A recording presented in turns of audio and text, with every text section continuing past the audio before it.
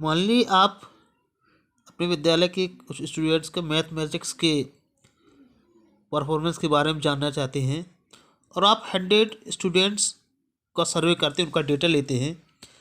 If you present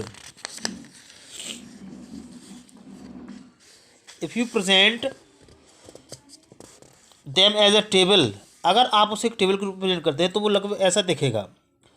और अगर मान ली आप 50 अपने पड़ोस के 50 मकानों का खाने के खर्च का डेटा इकट्ठा करते हैं, जो कि औसत खर्च क्या है उनका रोज खाने का, तो जो डेटा कलेक्ट होगा अगर उसे प्रेजेंट एक टेबल के रूप में दिखाया तो वो ऐसा दिखेगा। ये स्टूडेंट्स के मैथ्स के परफॉर्मेंस का और ये 50 घरों का मंथली खर्च है एक महीने का। तो ये लगभग ऐसा दिखता है। और बोर्ड टेबल 3.1 3.2 और रॉ एंड अनक्लासिफाइड, ये क्या, ये दोनों अनक्लासिफाइड डेटा हैं। और आपने देखा कि सभी नंबर जो वो अरेंज नहीं है।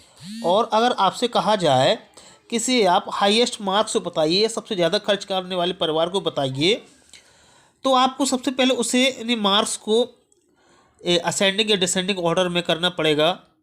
और ये एक थोड़ा एक थका देने वाला काम है। और अगर आप ये देखिएगा 100 स्टूडेंट जिनके मार्क्स मैथमेटिक्स में आप जानना चाहते हैं हाईएस्ट टू लोएस्ट, तो ये काम और भी ज़्यादा कठिन हो जाएगा अगर स्टूडेंट की संख्या बढ़ करके 1000 हो जाएगी। Similarly in table 3 you would more, अगर मान लीजिए, और ये जो खाने के खर्च का मंथली खर्च का जो टेबल है ये काम और कठिन हो जाता है। और अगर ये इनकी संख्या बढ़ाकर 5000 घर कर लीजिए कि 5000 घरों का पता लगाइए एक महीने का घर का खाने के खर्च की तरह, तो एक समस्या बहुत बड़ी हो जाती है। इसलिए इस कबाड़ी वाला अगर ये अपने सभी आइटम्स को एक जगह लगाकर नहीं रखेगा, प्लास्टिक की चीज़ों को अलग, बॉटल्स को अलग, रद्दी पेपर्स को अलग, न्यूज़पेपर को अलग, तो फिर इसके लिए ये काम करना बहुत ज़्यादा कठिन हो जाएगा। The raw data summarised and made comprehensible by classification. Raw data हमारे काम को आसान कर देता है। When facts of similar characteristics are placed in same class, जब एक ही तरह के तथ्यों को एक ही तरह की क्लास में अगर शामिल कर लिया जाता है तो ये काम आसान हो जाता है। It enables one two look, इससे किसी व्यक्ति को उन्हें देखने में, ढूंढने में आसानी होती है, तुलना करने में आसानी होती है और इंटरफ्रेंसेस करने में आसानी होती है बिना किसी समस्या के। You have studied in chapter, आपने चैप्टर 2 में पढ़ा कि भारत सरकार जनगणना करती है हर 10 साल में, और about 20 crore persons were contacted in census 2001। 2001 में लगभग 20 करोड़ लोगों से कांटेक्ट किया गया होगा। The raw data of census are so large, और इतने सारे लोगों का डेटा कितना ज़्यादा रहा होगा। And fragmented that it appears in almost impossible, और ये लगभग असंभव सा काम दिखता है। और इसको अगर इन सब पर ऐसे रख लिया जाएगा तो इसको पढ़ने में, इसको अध्ययन करने में बहुत ज़्यादा कठिनाई होगी।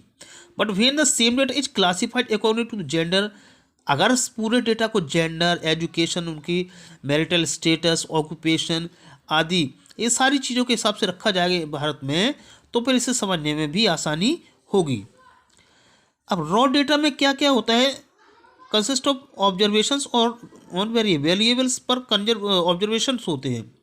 The raw data as given in table 3.1 3.2, इसमें क्या है, ऑब्जर्वेशन दिए तो गए हैं लेकिन ग्रुप और वेरिएबल्स में नहीं दिए गए हैं। जैसे 3.1 में आप उदाहरण के लिए देखें, मार्क्स जो 100 स्टूडेंट के किए गए हैं, द्वारा लाए गए हैं मैथमेटिक्स में, how can we make sense the of these marks, हम इनको कैसे अरेंज कर सकते हैं, कैसे पता कर सकते हैं। The mathematics teacher looking at these marks would be thinking how have my students done, अगर वो सोचेगा स्टूडेंट से कैसा परफॉर्मेंस किया है। How many have not pass, कितने पास नहीं हुए हैं। How we classify the data depends upon the purpose we have in mind, हम इसको कैसे अलग अलग करेंगे। In this case the teacher wishes to understand in some depth how these students have done, she would probably choose to construct the frequency distribution, this is discuss it in the next section. और कैसे वो इसको करेगा ये आपको अगले section में बताया गया है।